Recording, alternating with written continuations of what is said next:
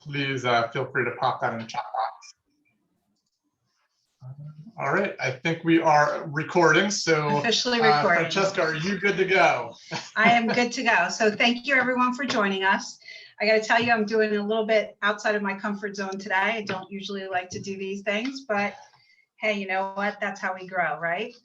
So essentially, whether it's whatever you teach or whatever the mastermind should be, it should be your brand, yourself, and basically being passionate about my space is kind of the core value of myself. As my one of my buyer's agents called it, it's my wheelhouse, right? So it's where I live and where I feel comfortable with.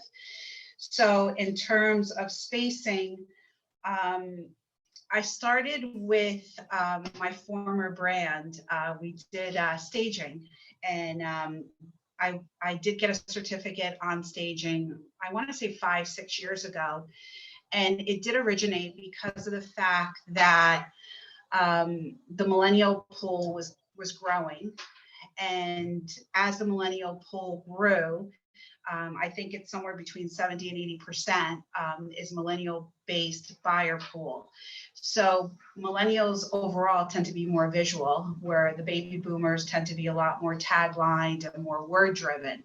So where the staging came into is you have to look at the property almost as a product. And to prime that property, and I'm going to use staging as just a loose definition.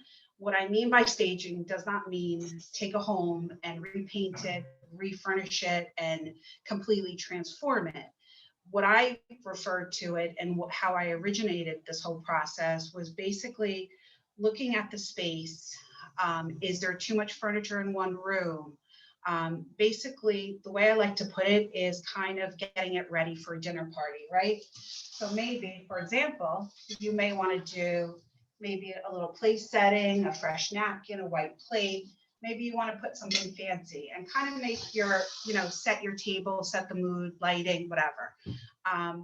So that's how the staging element is going to go forward as we talk further. It's kind of in that way. It does not mean completely $20,000 refix. What it really essentially is referring to more as is taking the space, making it look lighter, brighter, more contemporary, and less is more, and then with doing that, you get the professional pictures. I do a 3D tour, I do a video, and once again, we all deal with our own brands, right?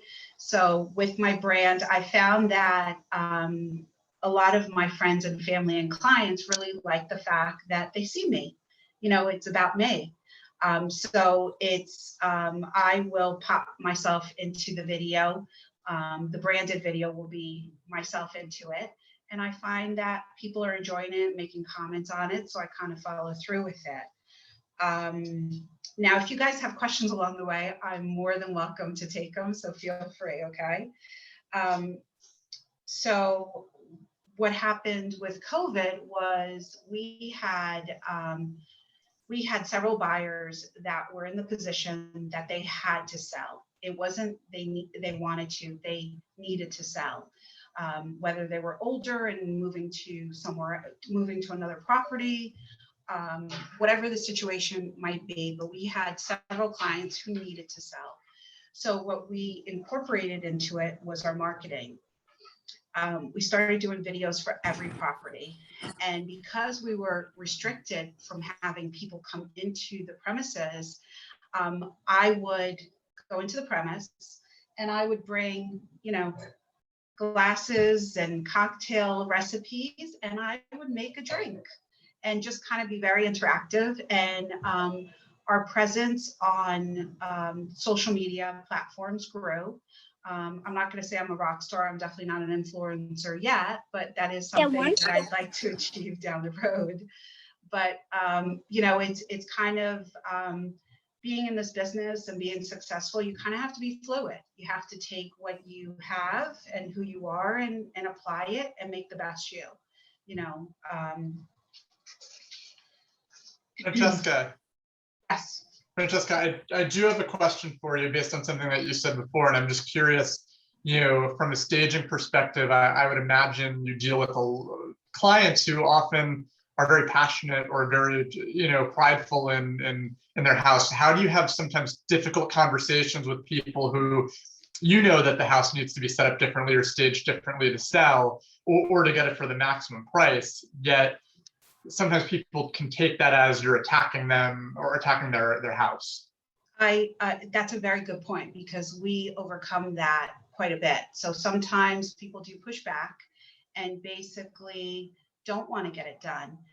And then at times I will show them, I have a reel, like a YouTube reel, where I'll show them properties that I've sold and the success stories, what percentage I've sold them over asking, how many offers I've had on those properties.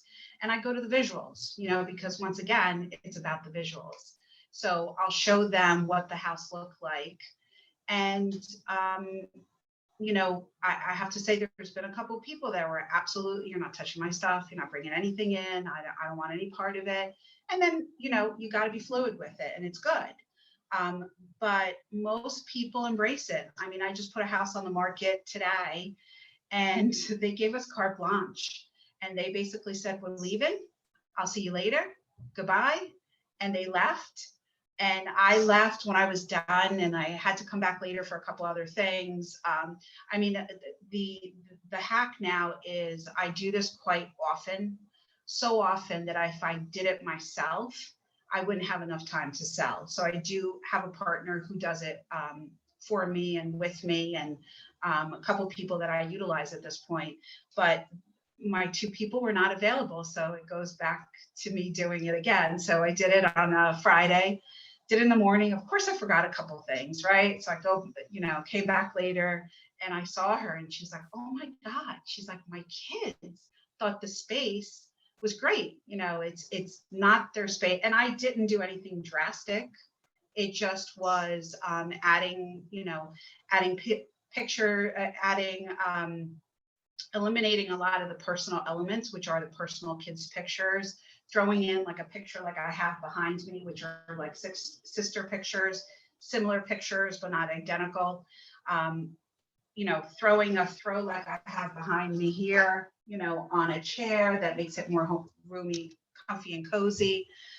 So it wasn't anything spectacular, but it was just those little touches that makes you feel like you're opening up your home to company. You have the candles lit, you have the table set, and so it's not always perceived well, but most of the time I think people go along with it because they trust us. Good, thanks, Francesca. So a lot of times, because like I said, COVID kind of changed a little bit for us. Because of the fact that, in so many different ways, but what we did do was incorporate a lot more video, a lot more social media, because once again, that's where the bigger buyer pools are, and that is another way to get yourself out there and to get that home out there. And like I said, we were doing like my, my other special trick is I can make a mean drink, right? So Moscow mules tend to be like my favorite drink. I think my absolute favorite probably is a Mexican. So tequila, Maker's Mark, vodka, whatever you want to use. But I would take the drink. I would do a open house at the property because people couldn't tour the houses. So I would set up a time for a virtual open house. I would go Facebook Live, and with that Facebook Live, my friends, my family, clients would come in, and where you couldn't even get like 3 people during the week to come in and look at your property at the time because of the restrictions, I was getting 1,300 views on one half an hour piece. So you really decide, we really decided that social media was such a good platform to utilize, and whether it's Instagram or Facebook, LinkedIn, Twitter, it really has become part of our marketing strategy, and we utilize it every week, several times a week.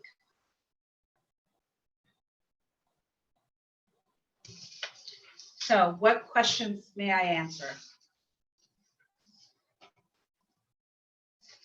Cricket, huh? Well, Well, Francesca, oh, yeah, go sorry. ahead. I'm gonna have to jump off. Unfortunately, something came up, but I wanted to say, you know, I told you when I showed your property, your listing, that we really loved your everything, all your Thank your staging. And where do you get the fall food, the fake food? You can get all that stuff at like Amazon. It's not very, it's not mind blowing or difficult. I think, as Matt said, sometimes it's just level setting with the seller to have them feel comfortable with you kind of changing their home. Because I often tell them there's one way you live. You can have your dining room set up as your drop point where all your crap ends up there. But when you sell your home, you have to be on point because, someone's going to come in and take a look at it and they're going to judge. So you want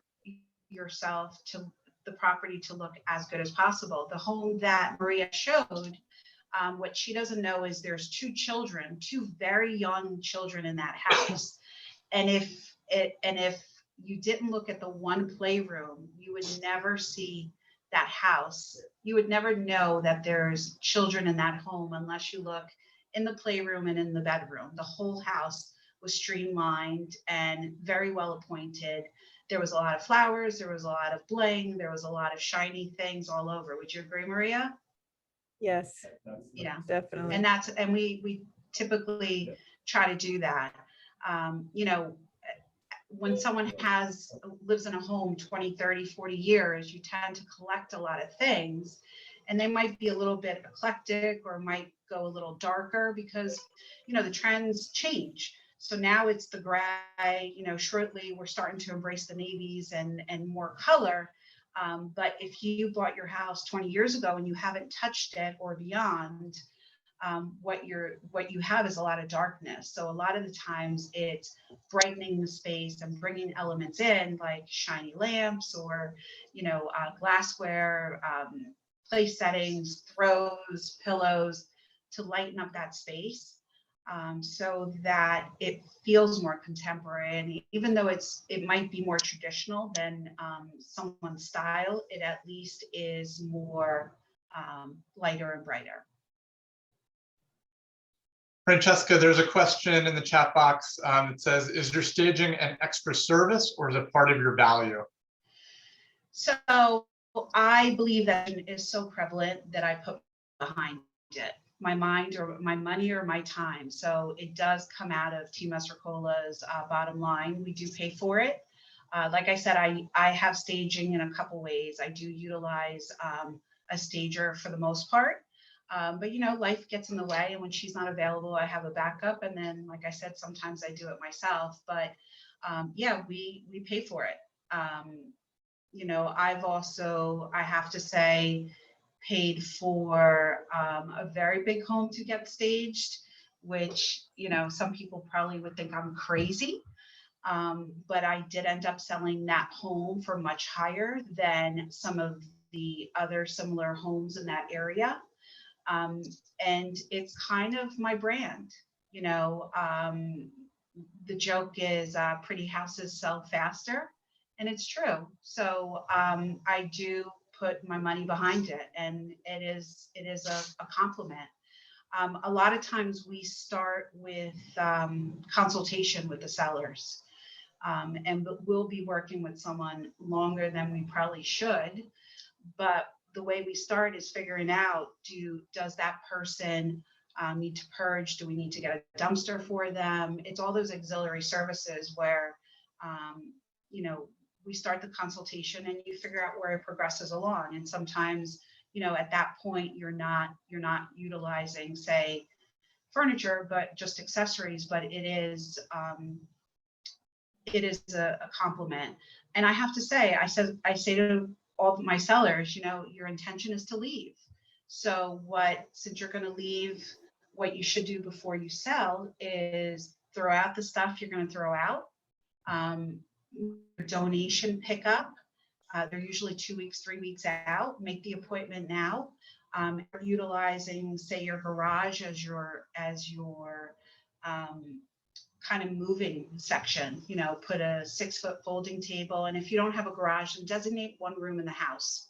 You know, don't put it all over your house. Use one room in the house and start, you know, making your piles. Donate, pack because you don't need it today and you're not going to need it for the next 3 months, or donate.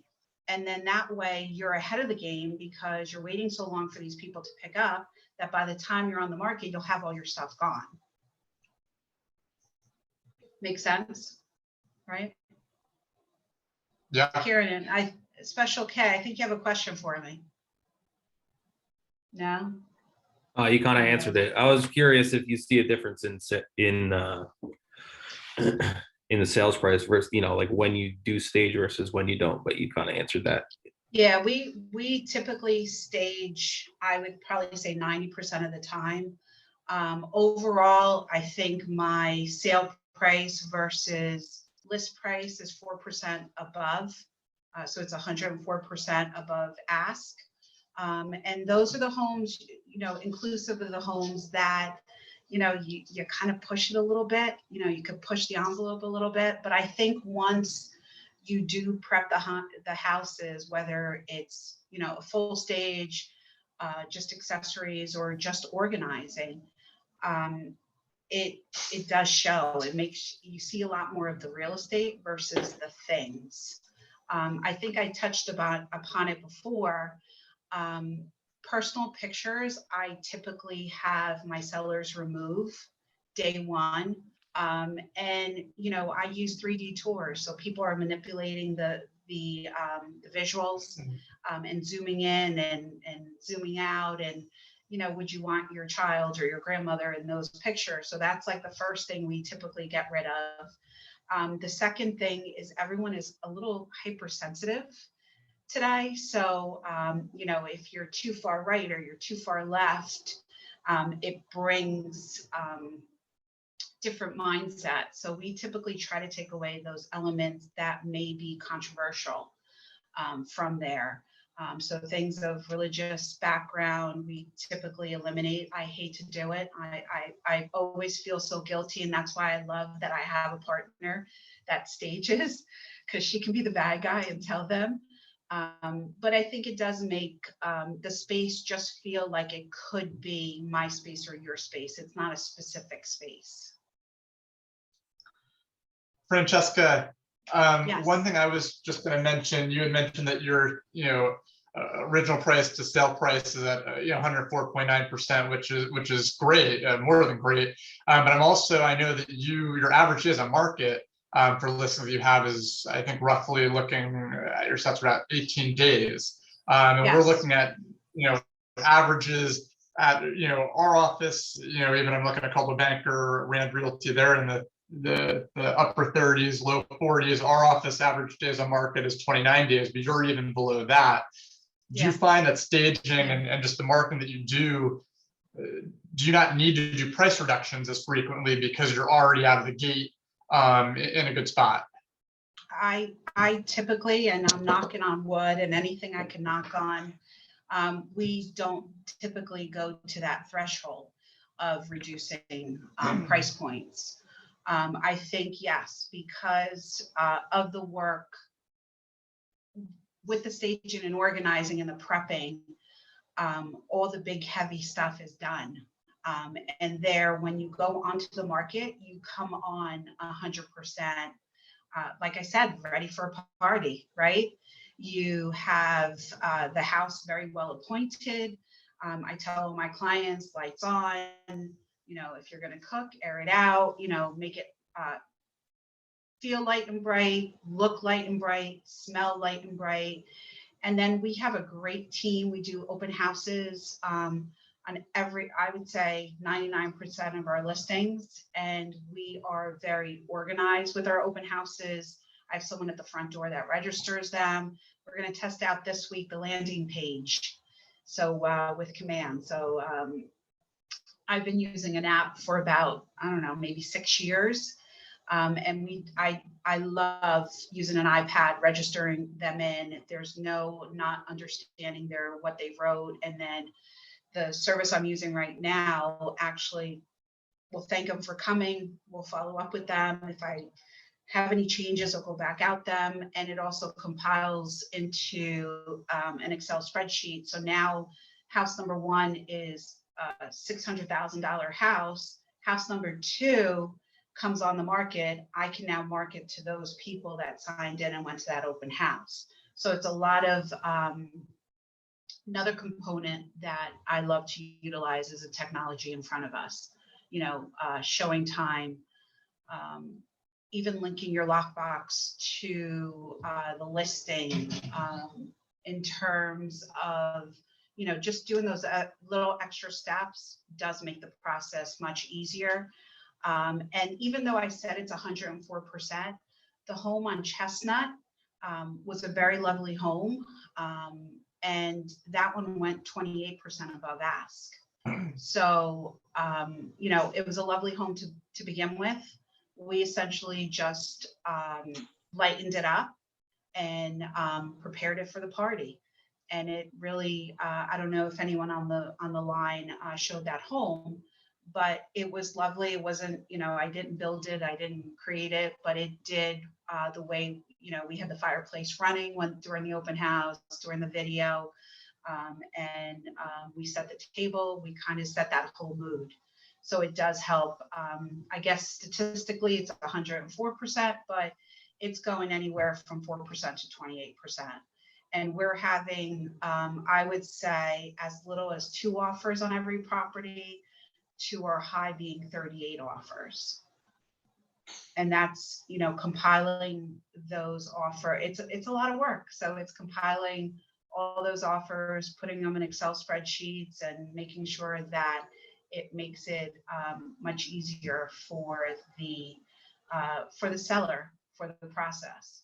And I tell them, the first couple weeks before you list, it's going to get a little crazy. And I even made it that the home sale process is a little bit like having a baby, and it gets a little messy and it gets a little uncomfortable.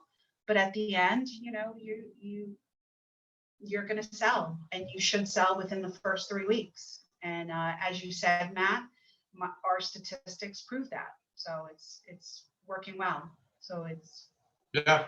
Well, and Francesca, I would just say a huge shout out to you and to Lou. I mean, over year, you guys joined about a year ago. 1 year later, I think we're almost at exactly a year. Yeah. You've July increased 8th. your business July 8th. You've increased your business 28% on the unit side and 74% on the volume side. So, that's incredible. And so one question that I have for you is, with those increases, what would you say, when you're marketing a property, like from flyers, from social media, what would you say has been the biggest impact on your business? Like, where are you seeing, like, whether is it running Facebook ads? Is it doing videos for all of your listings? Like, is there anything that you can pinpoint to say you've seen the biggest return on your investment or return on your time, in tracking anything that you're doing? So I think to do something well, you have to do several things, right? It's not necessarily one thing, but a combination of several things. We do utilize Command Lead Generator quite a bit. We use it for every listing that we do have. So that has been successful. We're generating anywhere from, probably averaging about 40 leads per listing that we receive, that we put on the market. Our creatives, I really do have to say, I spend a lot of money on videos, 3D tours, pictures, probably more than I should, because it is a seller's market. But once again, it's, I'm putting out there that it's not necessarily, I want to do what's best for the seller, and to put that product out there in the way we put it is definitely more beneficial for them. And, like I said, it gets very I don't know if cost effective is the right word. It gets very costly, but we then take those items and we can cross market them all over, in, you know, not only just in the MLS, because most buyers aren't even on MLS. They're going on the Zillows, which the 3D tour that I utilize is really great. It's kind of like the old school Matterport. If you go on Zillow, you'll be able to see it. You can manipulate it and see like the floor plan without even having to look at the place. So I think that does help. We do try to track it. It seems like Instagram, as well as Facebook, we get a lot of comments. We get a lot of people that do join us at different events, different open houses because of it. So I think it's all the, you know, everything step point, and it all comes down to having the home appointed a certain way, taking that, putting it in the right creatives. I'm not taking a picture with my cell phone and I'm in the mirror and the house is dark. You know, everything's properly lit, everything's well appointed, and having all those components combined is really what does everything. And then also, I think too, being a little quirky and sometimes doing videos where, you know, I was a communication major. I was behind the scenes. I was the producer. I was a director. I was never talent. I never liked being in front of the camera, which is kind of funny because I'm always on camera now. And I think just, you know, people get to see who you are. And, I say to Manzi, who just joined our brand, you kind of have to be the best Manzi. I can't be Kay, I can't be Brittany, but I can be the best me. So, and you don't even have to be a perfect me, you know what I mean? Or a perfect you. It just has to be real and relatable, and people will, follow you. And, I had one client who was working with her cousin. Her cousin was a realtor. She's like, oh, I knew her like 20 years ago. And during COVID, I was making all those drinks and making those virtual open houses. Sold her a house last year. She's like, I saw that you saw the problem and you found a fix for it. And yeah, so it's kind of just being fluid and knowing who you are and what you want to do. So it kind of helps. Does anyone else have a question for Francesca? This has been great so far, Francesca. Thank you for sharing, all your knowledge so far on this topic. Is there any other questions that people on the call have that they're curious to see how Francesca does it, or tips, advice? Feel free to unmute yourself or put something in the chat box if there's something that you'd like Francesca to cover. I got one. So you talked about Chestnut, how it was already nice, and you just kind of lightened it up and brought it to light. So what do you do for the absolute disaster? Well, in that case, you have to partner up with the seller, and you kind of assign tasks. I mean, most people want to sell the house. And they're looking to us as experts in the field, and they're looking for advice. And that's what I tell them. We sold a home. We're under contract in a home, and I'm not going to say the address because I don't want to be like that. But it's, it's a home that's going to need a little love, but it's in the right location, and it has a lot of size to it and a lot of potential. But, like I said, when someone's in the house 20, 30, 40, 50 years, you kind of sometimes life gets in the way is the best way to put it, right? So in that case, we kind of became partners with her and said, okay, I have a dumpster, be a resource. Here's the dumpster, here's a cleaning person. What do you need to get rid of? I told her what she needs to get rid of the most.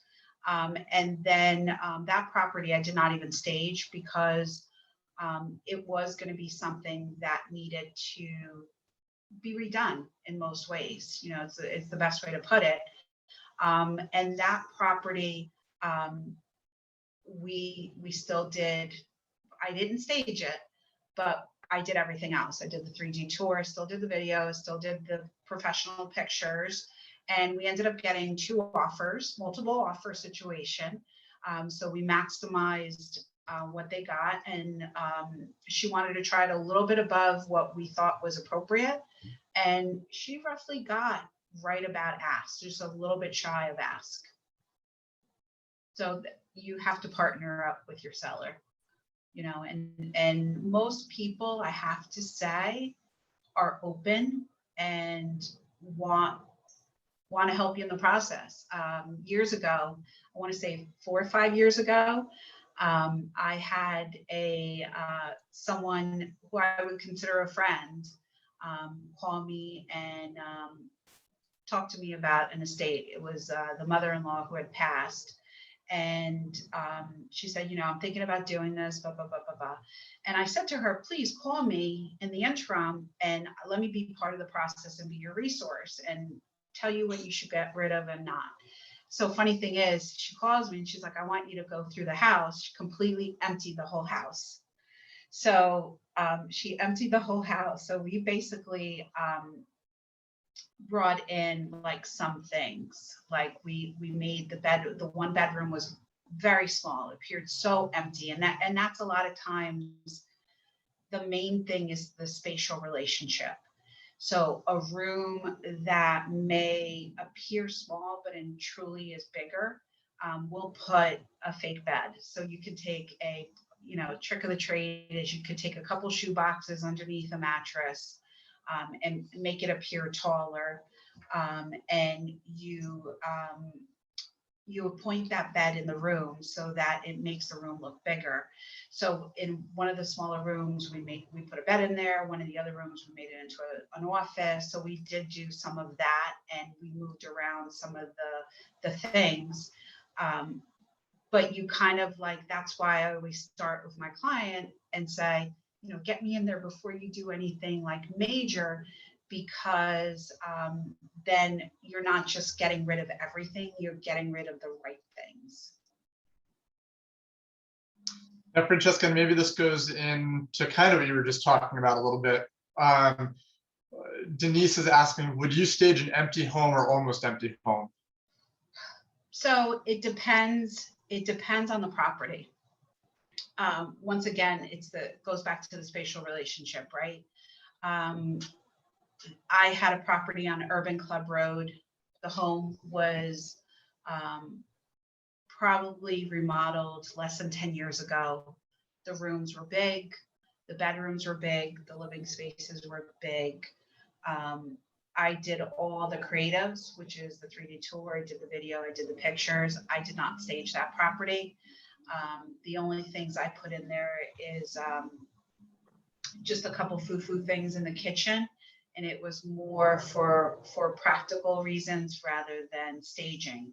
I had another property in Ringwood where the client was, I want to say that property too was about, I guess it was about 10 years old. So it was rather new and built. That one, I did bring in furniture, a lot more furniture that I probably should have. It cost me a lot of money to do it. But I did do it because I felt like that Ringwood market was a little more tricky. You know, Wayne house, I did not stage, but the Ringwood house I did stage only because it just, I wanted to warm it up.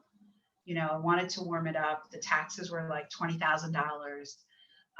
It was the fall, so it kind of, I made the financial decision to invest in the staging items because it was, it needed it a little bit more, you know.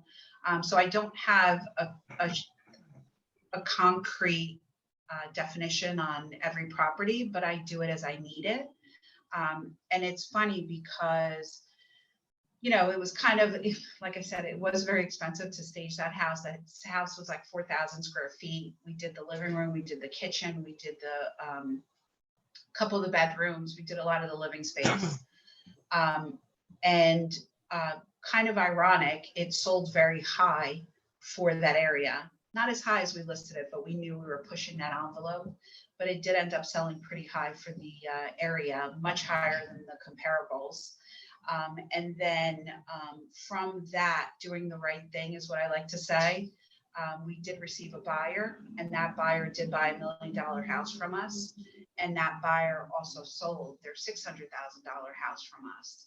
So I think when you stand for who you are and what you are, and whatever that is, I think people will appreciate that. And it comes back to you. So I don't, I like our quote in the hallway, it's you don't chase the money, because it's not about that. It's chasing the relationships and doing the right thing. And I think even in today's market, that's the seller's market. A lot of people aren't taking that time to do those extra little things because it's going to sell anyway. But we do, because of the fact that, doing these things are definitely going to put more money in our sellers' pockets and reduce the amount of time that they have to go through the process, because, you're going to get 100 people possibly that first week. And then you're done.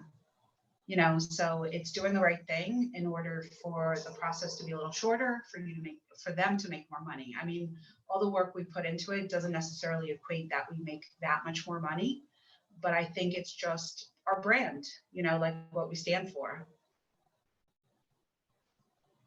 Good. Is there anything else? Any other questions that anyone on the call has for Francesca? I think the questions have been really good so far. Thank you guys for participating there. Francesca, is there anything else that you wanted to add to this conversation? Now, I was trying to read the chats to see if I missed anything. No, I think it all comes down to is, kind of brand yourself, and then figure out what you want to do and how to do it. And I think, it's kind of, I make the joke of, it's kind of like going out, either having your mother-in-law over or your mom over, that critical person looking at that property. And you want to make sure you pass the test, you pass the white glove test, or even as, as simple as, I guess the women will relate to it more, when you're going to that wedding or that special occasion, maybe put the lashes on and put the lipstick on and, do the hair just so that you look a little bit better and whatever. But it's, it does translate to the sellers being happy with the process, and it does somehow make our process smoother, not necessarily easier, because it does tend to bring, like I said, anywhere from 2 offers to as many as 38 offers. And then you have to manage that. And we're fond believers of systems, so we have systems to take care of that as well. Awesome.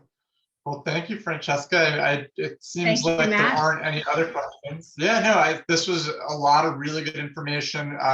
This is recorded, so we will upload it. Christina will upload it to Facebook. I'd love to have you do another class sometime. Thank you, You Matt. definitely passed the test, and you're growing, as you said. So good, great job. I'm sweating. You Thank did you, fantastic. guys. Thank you for joining me. Thank you, Matt. Thanks, Francesca. Have a good